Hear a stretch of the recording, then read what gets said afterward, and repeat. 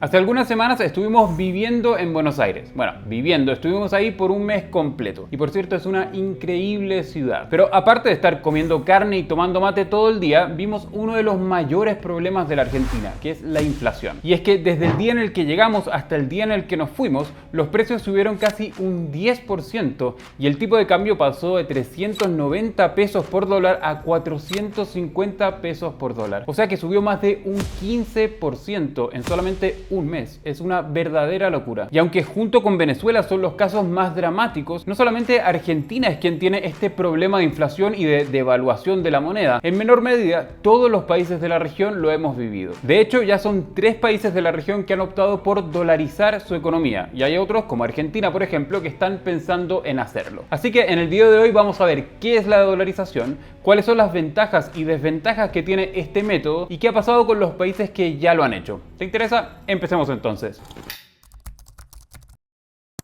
Bueno, primero partamos por entender qué es todo esto de la dolarización. La dolarización es simplemente el reemplazo de una moneda propia local por una moneda extranjera. Aquí generalmente se suele hablar del dólar estadounidense, aunque no es la única opción. En palabras simples, el país deja de usar su moneda local para empezar a usar el dólar como moneda oficial. Esta es una medida que varios países han adoptado, entre ellos Ecuador, Panamá y El Salvador. Bueno, y también otras islas perdidas por ahí como Timor Oriental, las Islas Turcas y Caicos o la isla de Saba. Como te podrás imaginar, no son las principales potencias mundiales, lo que ya nos da un indicio de que esta es más bien una medida de emergencia y no una brillante estrategia monetaria para convertirse en la primera potencia mundial. Y es que la dolarización es una medida polémica y que generalmente usan los países que están viviendo graves problemas de inflación o problemas fiscales. O sea que tienen una inflación descontrolada y su moneda no para de perder valor frente a otras monedas extranjeras. Spoiler, sí, en líneas generales les ha ayudado a controlar la inflación. Sin embargo, si miramos un poco por debajo de la superficie,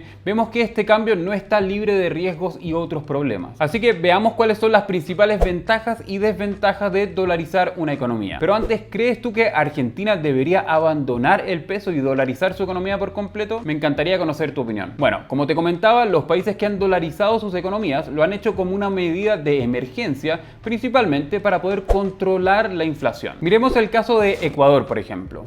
Ecuador, luego de una gran crisis inflacionaria a finales de los años 90, decidió dolarizar su economía. Es decir, que iba a reemplazar al sucre, que era su moneda oficial en ese momento, por el dólar estadounidense. Si te fijas en este gráfico, en 1999 Ecuador tenía una inflación de más de un 50% año a año. Así que para ponerle un freno a la inflación, el gobierno del presidente Yamil Maguad, lo siento si lo pronuncio mal, el 9 de enero del año 2000 decide iniciar un proceso de dolarización de Ecuador. Esta medida tuvo un fuerte impacto social y económico. Ya solamente con el anuncio de la dolarización, las empresas inmediatamente empezaron a dolarizar su patrimonio y las personas comenzaron también a retirar sus ahorros de los bancos para poder pasarlos a dólares. Esto generó una fuerte corrida bancaria y, como toda corrida bancaria, llevó a la bancarrota a 15 bancos en Ecuador. De hecho, el caos fue tanto que el presidente Yamil, que solamente 12 días antes había anunciado el proceso de dolarización, termina siendo derrocado en medio de fuertes protestas por el gran aumento de la inflación. ¿Cómo? ¿Aumento de la inflación? ¿No era que la dolarización nos ayudaba a disminuir la inflación? Bueno, algo así, pero no tan rápido como la gente piensa. De hecho, este año, el año 2000, Ecuador registró una inflación interanual de un 96%, la más alta registrada en los últimos años. Pero si volvemos al gráfico, vemos que después de una gran subida se viene una caída sostenida de los niveles de inflación y que a día de hoy se equipara bastante con los niveles de inflación de Estados Unidos,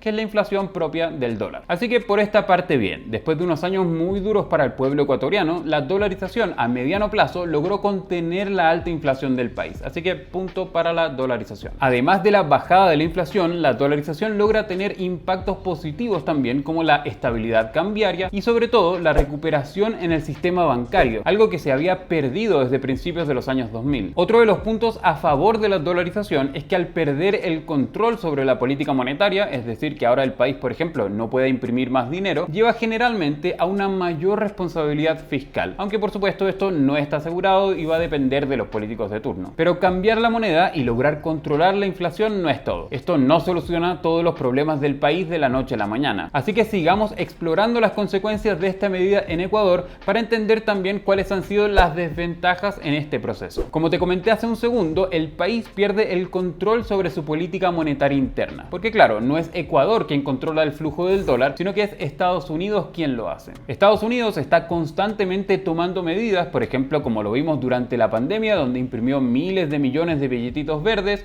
luego empezaron a subir las tasas de interés y todas estas medidas tienen un fuerte impacto sobre el valor del dólar. Y obviamente que Estados Unidos lo hace pensando en su propia realidad económica y en el beneficio de su propio país. Seguramente ni siquiera se les cruza por la cabeza el impacto de que estas medidas podrían tener en Ecuador o en el pobre Timor Oriental. Por lo que los países que están dolarizados como Ecuador se quedan con menos herramientas para poder enfrentar una crisis económica. Esta es la primera desventaja. El país pierde el control de su política monetaria y se ve fuertemente afectado por la política monetaria del país emisor de la moneda, que en este caso es Estados Unidos. Y es que la realidad de ambos países, Ecuador y Estados Unidos, son diametralmente distintos. Mira, piénsalo de esta manera. Uno de los principales productos de exportación de Ecuador son las bananas o el plátano, en donde compite directamente con el país donde estamos ahora, Colombia. Pero como la Reserva Federal de Estados Unidos decide subir las tasas de interés y con esto fortalece la cotización internacional del dólar, ahora las bananas de Ecuador se hacen más caras y pierden competitividad frente a las colombianas, lo que afecta fuertemente a una de sus principales exportaciones. Eso sí, la banana no es lo único que exporta Ecuador. De hecho, su principal producto estrella es el petróleo, que es por ahora el salvavidas económico del país. Otra de las grandes desventajas que tiene la dolarización y que está relacionada con la pérdida del control fiscal es que el país ya no puede emitir más moneda para financiarse. Esto a simple vista puede ser positivo, porque claro, no dispara la inflación. Sin embargo, es una práctica que todos los países hacen, especialmente los que están en vías de desarrollo, para poder financiar su gasto público, hacerse más competitivos y que hecho de manera responsable no tiene un gran impacto negativo. Y como los países dolarizados no pueden emitir más moneda, su única forma de financiar el gasto, que suele ser siempre superior a los ingresos del país, es a través de la deuda. Esto representa un gran riesgo de sobreendeudamiento y hasta posible default o bancarrota del país. De hecho, si miras la siguiente imagen, puedes ver cómo El Salvador y Ecuador, dos países dolarizados, son de los países más endeudados de la región y con mayor riesgo de entrar en bancarrota o en default. Pero bueno, salgamos un poco de todos estos datos macroeconómicos y veamos cómo le va a la gente de Ecuador. Ojo, este va a ser meramente un análisis de datos, pero si tú eres de Ecuador, me encantaría conocer tu opinión abajo en los comentarios sobre este proceso. Si bien habíamos hablado de que la inflación se había reducido muchísimo en Ecuador, la situación para las personas tampoco se ve tan alentadora. En enero del año 2022, el Instituto Nacional de Estadísticas y Censos de Ecuador reportó que la canasta básica familiar, que es una lista de 75 productos esenciales que consumen las familias, se ubicó en $764. Y el mismo INEC en enero del año 2023 reportó que el ingreso promedio mensual en Ecuador fue de $568. O sea que en promedio las personas ganan menos de lo que cuesta la canasta básica, un 25% menos. Y es que en Ecuador los niveles de pobreza no son bajos.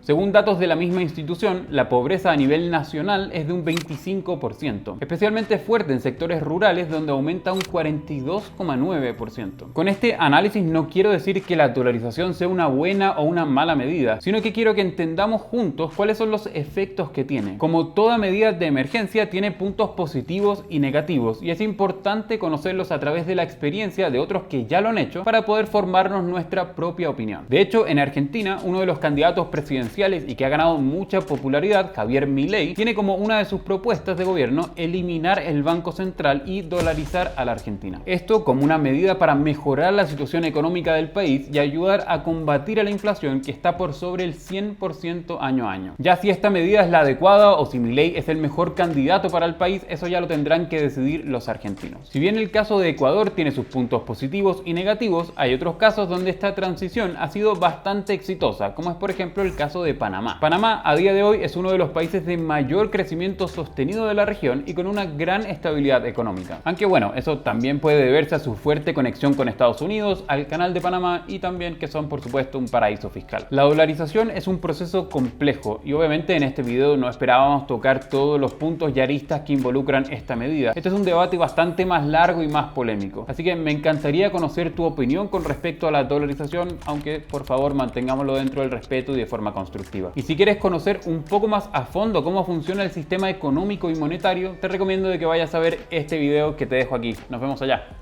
Chao, chao.